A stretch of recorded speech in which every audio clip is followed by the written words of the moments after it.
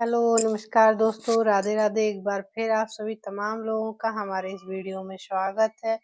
उम्मीद कर रही हूँ आप लोग स्वस्थ होंगे, मस्त होंगे, अपना और अपनों का ख्याल रख रहे होंगे। आप सभी लोगों से रिक्वेस्ट है कि अगर आप लोग मेरी वीडियो देखते हैं तो पूरा एंड तक देखा करिए और देखने के बाद मेरे चैनल को लाइक एंड सब्सक्राइब जरूर करें। आज की घटना तो बहुत पुरानी है। ये घटना 1986 की है। यह घटना अपने समय में बहुत ज़्यादा चर्चित थी और आज की यह घटना उत्तर प्रदेश के पीलीभीत डिस्ट्रिक्ट की है, जहां एक ही परिवार के 13 सदस्यों की निर्मम हत्या कर दी गई और हत्या भी बहुत बुरी तरीके से की गई थी कि देखने वाला हर कोई दंग था।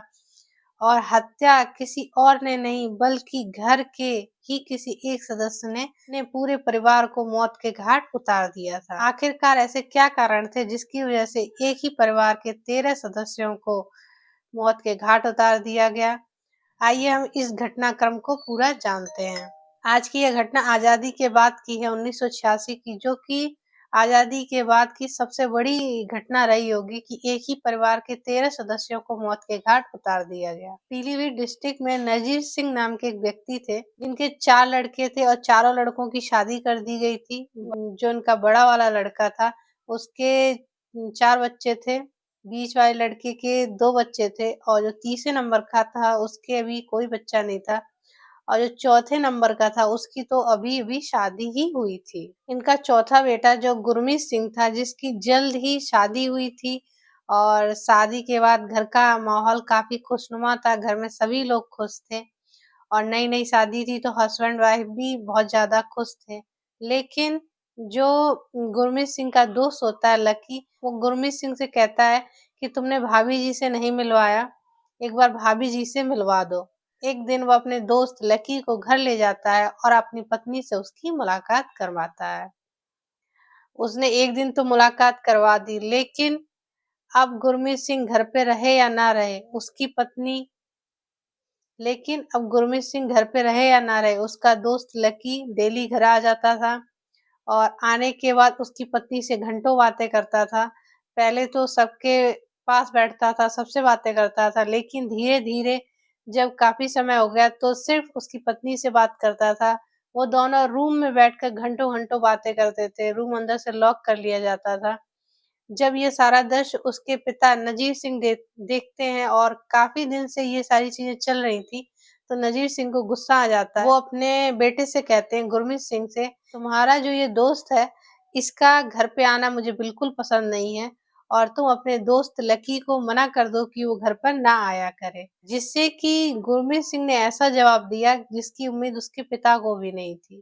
गुरमीत सिंह कहता है कि लकी घर आएगा, वो मेरा दोस्त है और वो मेरी पत्नी से घंटों बातें करे या कुछ भी करे, उससे आपको कोई मतलब नहीं है। इसी बात पर नजीर सिंह को गुस्सा आ जाता है और वो गुरमीत सिंह से गुस्से में कह देते हैं कि ठीक है, अगर ऐसी बात है तो तुम अलग हो जाओ और फिर जो तुम्हारे समझ में आएगा वो तुम करना। तो नजीर सिंह गुरमीत सिंह को अलग कर देते हैं, वो अपना अलग रहने लगता है। यह बात उसके दिल में घर कर जाती कि उसके पिता ने ही उसको घर से निकाल दिया और यह बात एक इतना बड़ा मोड़ ले लेगी किसी को भी पता नहीं था। 16 अगस्त 1986 को करीब रात के 12:30 बज रहे होंगे। घर के सभी सदस्य सो गए थे और जो नसीर सिंह थे वो अपने घर पे ना सो के अपने ट्यूबवेल पर सोया करते थे। उसके बेटे गुरमीत सिंह को भी पता थी, घर के सभी सदस्यों को पता थी और इनका जो घर था वह कॉलोनी में ना होकर, वो गांव में ना होकर, इन्होंने गांव से बाहर खेत में एक बहुत बड़ी हवेली सा इन्होंने घर बनवाया हुआ था। वहीं पर सारा परिवार रहता था और जैसे ही 12:30 बजे गुरमीत सिंह अपने दोस्त लकी और घर का एक नौकर होता है उसके साथ सीधे ट्यूबवेल पर पहुंचते हैं और ट्यूबवेल पर पहुंचने के बाद सबसे पहले वो पिता को ही अपने रास्ते से हटा देता है। उस पर तब तक वार करता है, तब तक उसको मारता है जब तक उसकी हत्या नहीं हो जाती। उसके बाद वो घर में घुसता है और घर में घुसने के बाद सबसे पहले अपने बड़े भाई और बड़ी भाभी को मारता है और मारने के बाद उसके बच्चों को मारता है और उसमें से एक लड़का घर में से निकलकर वो डर के मारे भाग जाता है। वो अपने दादाजी को जगाने जाता है कि घर में चाचा सबको मार रहे हैं।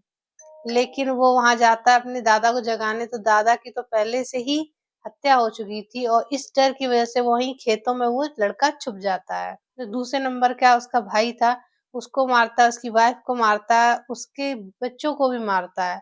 जो तीसरे नंबर के इसके भाई और भाभी थे वो घर पर नहीं थे और ना होने के कारण वो बच गए। बड़े वाले भाई की एक लड़की होती है, मौके का फायदा उठाते हुए वही घर में ही कहीं छुप जाती है और उसको भी इन सब ने बहुत बेरहमी से मारा था। लेकिन इतना सब करने के बाद ये तीनों घर से फरार हो जाते हैं। जब सुबह होता है तो सुबह के टाइम जब गांव के लोग टहलने निकलते हैं, वो देखते हैं कि नजीर सिंह की किसी ने हत्या कर दी है। यह देखने के बाद वो पुलिस को फोन करते हैं, पुलिस मौके पे पहुंचती है। मौके पे पहुंचने के बाद उनके घर जाया जाता है, तो घर का जो नजारा था वो गांव वाले देखकर दंग हो गए।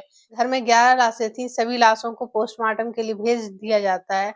लेकिन जो घर का सबसे छोटा बेटा था गुरमीत सिंह, वो घर से गायब था, उसकी वाइफ भी घर से गायब थी। पुलिस को यहीं पर उसमें शक हो जाता है और शक होने के बाद 1 या 2 हफ्ते में ही गुरमीत सिंह को पकड़ लिया जाता है और पकड़ने के बाद जब उसको सख्ती से पूछताछ की जाती है तो वो सारा मामला बता देता है कि हाँ, उसने ही अपने परिवार के 13 सदस्यों की हत्या कर दी। यह हत्या उस टाइम 1986 में बहुत ज़्यादा हाइलाइटेड, बहुत ज़्यादा चर्चित थी क्योंकि ऐसी हत्या शायद ही किसी ने सोची होगी या ऐसी हत्या शायद ही किसी ने देखी होगी। निचली अदालत में इन लोगों पे केस चलता है। 1992 में गुरमीत सिंह को फांसी की सजा दे दी जाती है और जो इसका दोस्त लकी था वो पहले ही जेल में ही उसकी डेथ हो जाती है और जो इनका नौकर था, नौकर को कोर्ट रिहा कर देती है क्योंकि नौकर पे प्रेशर था, नौकर दबाव में था, वो अपनी जान बचाने के लिए नौकर ने इन लोगों का साथ दिया, इसलिए नौकर को रिहा कर दिया जाता है। मेरा इस घटना को सुनाने का उद्देश्य किसी को परेशान करना नहीं, किसी का दिल दुखाना नहीं, बल्कि आपको सचेत व सावधान करना है जिससे कि आप अपना और अपनों का ध्यान रख